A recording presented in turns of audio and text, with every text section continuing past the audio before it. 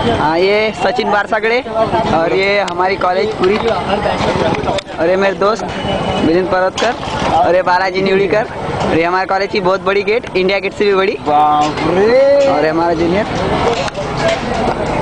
और ये हमारे भैया अंकल जी, और ये हमारी पूरी कॉलेज है, बहुत प्यारी कॉलेज है। ये पूरी बाइक से यहाँ पे लूना स्कूटी सब सब सब सब सब सब है यहाँ पे, सब है। हम चौथे मंजिल पे रहते, ये हमारा 14 मंजिला।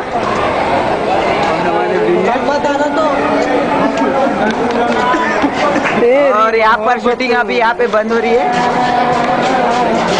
बहुत ही भीड़ है यहाँ पे। हाँ, और ये हमारे कॉलेज का फर्स्ट फ्लोर, इंजीनियरिंग का है। बनकर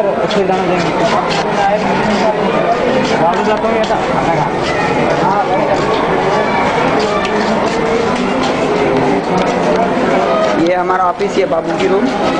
यहाँ से एकदम लास्ट में हमारा ऑफिस है, और यहाँ पर रिकॉर्डिंग बंद और मैं क्या सोले।